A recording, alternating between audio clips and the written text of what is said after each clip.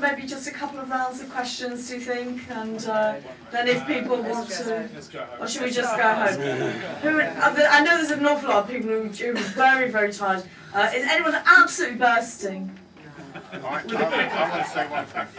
Okay, well I'm going to take just maybe four or five, you're very quick. I wanted to say we should thank Romaine, because from the beginning of the Coalition of Resistance, she was the chair through difficult times when we didn't always make it easy for her. She did it all yesterday, she's been doing it today, and it is her birthday. I think it's 25th.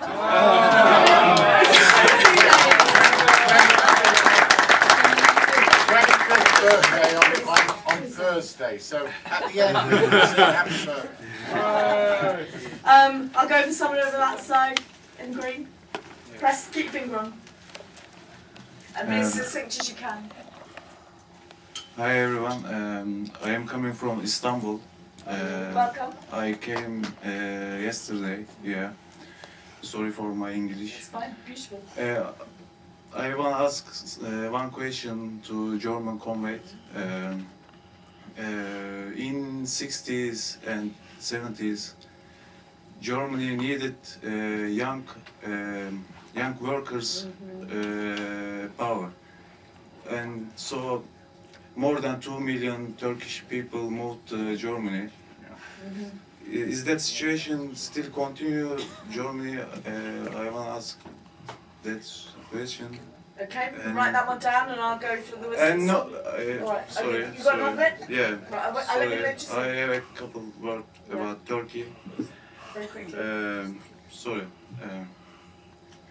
I want to say you, please don't believe the trade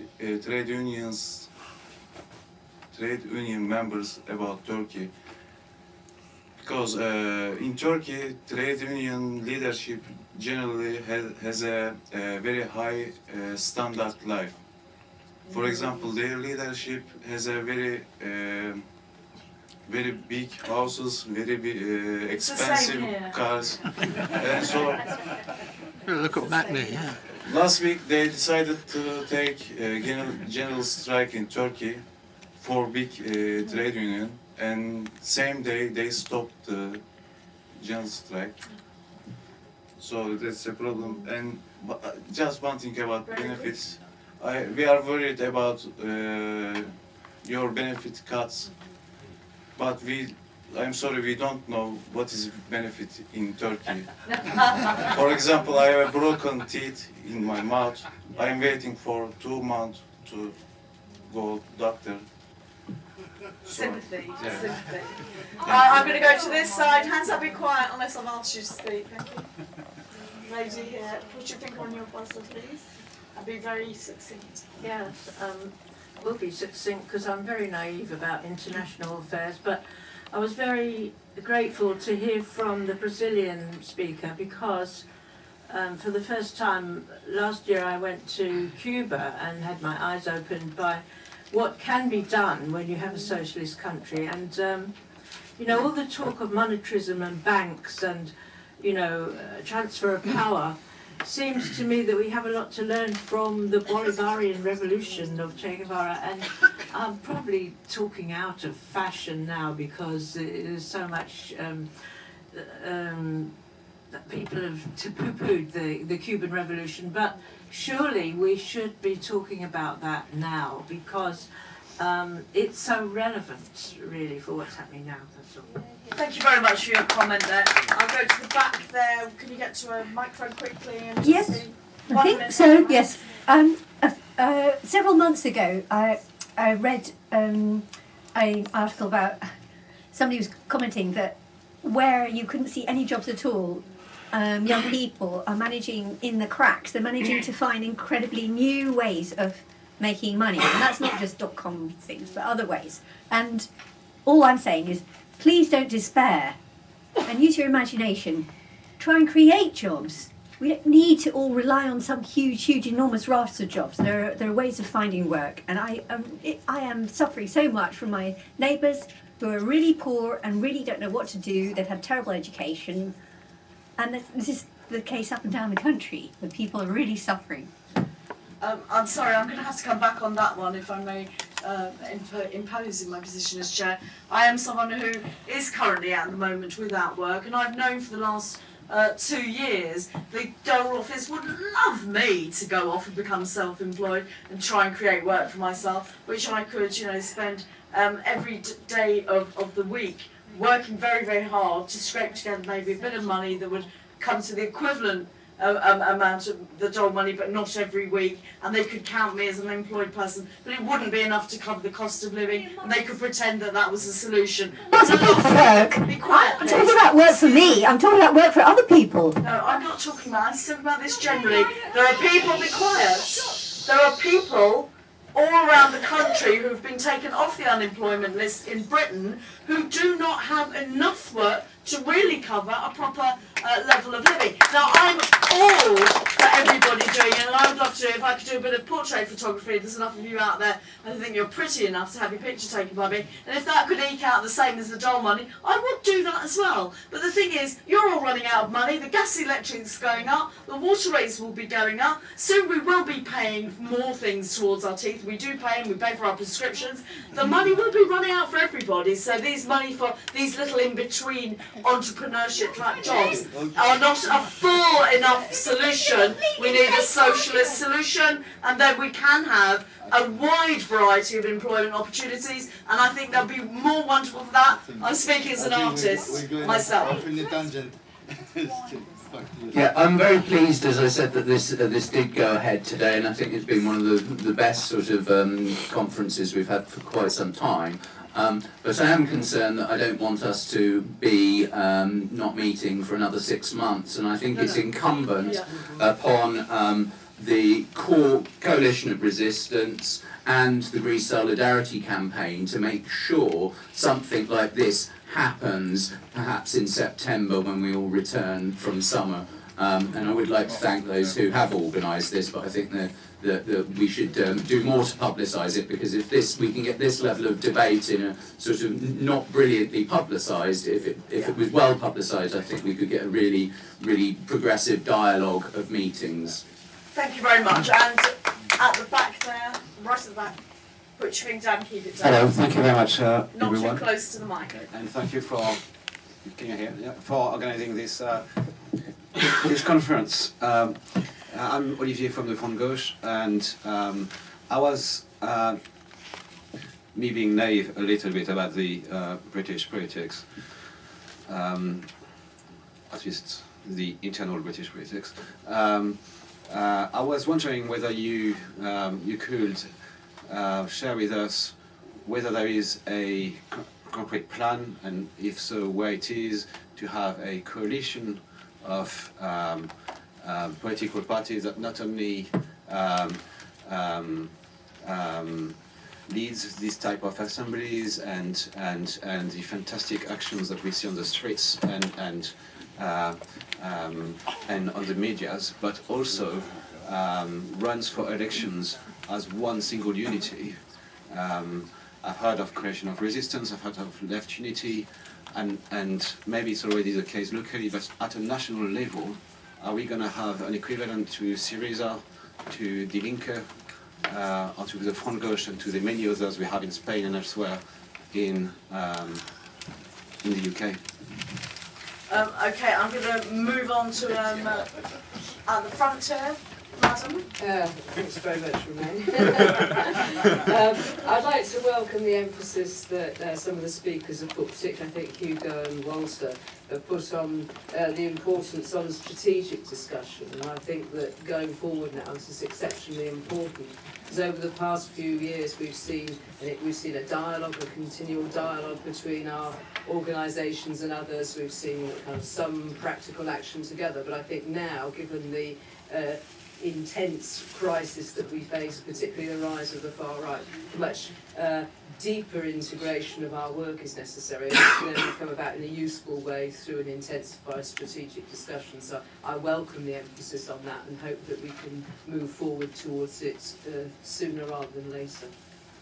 Thank you very much. Gentleman at the back in the black jacket. Just keep your finger down and don't put your mouth too close. The point I'd like to make, point of information I suppose, is about the whole of this narrative seems to be about austerity. And I think, no, we need to challenge that. We must challenge that because we need to be very, very aware of the so-called crown dependencies within the British Isles. The British Isles are made up of 7 jurisdictions. It's a case that Thatcher, Blair and Cameron made his money out of Jersey, the #1 tax haven of the British Isles.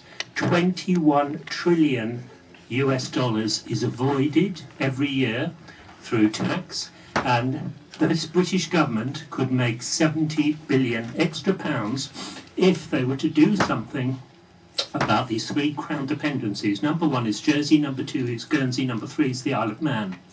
Now the thing is, this is not being discussed in the mainstream media, and it needs to be. We need to make it very, very clear. There should be no austerity, none at all. And in order to do that, we need to confront this issue of the double standards of taxation. If you're Schedule E, you cannot avoid taxation. If you're Schedule D, you can, and you're encouraged to do it. And Cameron and Johnson, and their clique, and Osborne, as far as they are concerned, they have given undertakings to defend the so-called crown dependencies. They are outside the UK, but they are within the British Isles. They are outside the European Union. That means they are not subject to VAT or the taxes. It's double standards, and it's outrageous that companies like Starbucks, Amazon, Google can avoid, and they're encouraged to avoid by the British government. And it's fantastic that ATTAC is being involved in Jersey and the Crown dependencies and having a say, and the Crown dependencies do not like this. So they must continue doing more about addressing the reality, this double standards of taxation. There is no austerity. Thank you it's very only much. because it's deliberately Point done. very well made.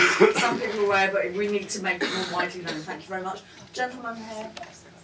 Dave Shepherd. I wanted to raise the same point, but enlarge on it. I believe there are 700 tax jurisdictions globally. There are certainly 81 tax havens globally, and I believe there are about at least 200,000 bank subsidiaries in tax havens globally. I note that the City of London has been a tax haven for 1,000 years, at least since before William the Conqueror. And it's also the only local authority of 432 in this country that is exempt the Freedom of Information Act, so it doesn't even reveal its assets like the other 431 authorities. How can the rate support grant from central government be accurate, let alone fair, or comprehensive, let alone fair? I'm going to say that's a lovely point, well made. I'd like to, if there's a last thing that we can do on Europe as a finishing up thing, and then before I close. I wanted to know the appropriate approach for the Robin Hood tax or the share transaction tax, since it's clear that the European Union is pushing for a particular part of this tax. Okay, I'm going to stop there now. If there's anyone, and nobody, you don't have to all speak back, but if there are any of those comments that have been made that anybody wants to come in on very, very quickly, just quickly, you can't do quick, can you? I can. All right. I know him well, I'm not very rude. Okay, just very quickly, 20 seconds snap back. Okay, so about further actions, microphone? Yeah. Green. It's just regarding the further actions that the gentleman at the front mentioned. I spoke about eco-socialism in Ecuador. We've got a public meeting on the 26th of July, but we also have one on money creation and debt on July 3rd. But most of all, we'll have one on October 4th on the trade agreement between EU and US. I would like to come back to the last 2 comments regarding tax evasion and crowd dependencies, etc., because I think it's a fundamental fact. Just to give you some points on the French situation, and it's estimated that 60 to 80 billion euros escaped the French budget due not to Jersey, Isle of Man, etc., etc. And it might be a bit controversial, but it's Luxembourg, it's Austria, it's Switzerland, and those countries, except for Switzerland, but those countries are kind of under EU, so there's also questions to be raised on that. We have one French citizen, Hervé Falciani. He gave the HSBC list of accounts. It's estimated 8,000 French citizens have hidden accounts in Switzerland, and he had to escape France because he was under threat of death. And he's now in Spain because the Spain jurisdiction is protecting him from a legal and police basis. Were you supposed to say that? I was indeed. You know, this is a lot easier. We all know he's in Spain now. It's important, yeah. And okay. Thank you I very think I much. understood the message. Any other? Yes, it's the one there. I just want, and this goes in 1 minute, to say that I think there are 4 axes for the development of the alternative movement which came up from Athens. First, Chris rightly mentioned the question of war and peace. I think this is crucial. For the very first time since decade, we have a war in which indirectly 4 of 5 permanent members of the Security Council are involved. And this, I would even say, maybe turn out to be a turning point. Second, the development of the solidarity networks. Solidarity for All is keen now to even tighten and spread the network, and it will be crucial in the view of the further development. Third, there is a proposal coming up from the Assembly on debt and fighting austerity, namely to support, elaborate on the idea of a European conference of debt relief, similar to the conference which took place in 1953 with regard to the German debt after World War II. And I think it is an important move forward. Just one argument. Of course you can say, let's cancel the debt. But the problem actually is more complex and difficult than this, and you have to figure out how and in which way, and who were the ones who actually were held responsible to pay it. And the fourth thing is a proposal coming up from the Assembly on the far right, namely to organize European events, and in particular one big symbolic visual European event in confronting the far right in the different countries of Europe. We managed in this assembly actually to have all the people who are somehow connected with the different networks, the Manifesto network, the Prague Spring network, the anti-right networks of different countries, and if we were able to put them together and to create something non-sectarian, meaning involving real relevant social, political and societal actors, we could contribute largely to the development of a European front against the far right. Thank you very much. Rachel, final words. Okay. Oh, no, sorry, I didn't see your... Yeah. Okay, I just want to underline the appeal of Chris Ninehan to overcome the fragmentation in the movements in Europe, and that leads us to the remarks of Kate to continue very thoroughly the strategic debate, to come to common demands and to come to common actions at least. Thank you very much. Rachel Newton. I was going to make the same point about common actions and getting down to some serious planning, so that point's been made already. The only thing I wanted to say was I think that for us in the UK, yesterday was a very big day in terms of taking us forward in developing a movement, and I think it's not surprising that lots of people are exhausted, and that means that has reduced the numbers that we could have expected here today. But I think that having this meeting is absolutely essential, and it means that we can make sure that the international aspect of that is taken forward from now onwards. So I'd like to thank the organisers of today. Thank you very much. Thank you very much to everybody who's made today and organised it. Thank you. Safe journey home. For those of you who hang around for a bit, perhaps meet at the lobby and you may go for some refreshment if you're not going for your train just yet. Thank you. Lovely to meet you, and thank you very much. Not so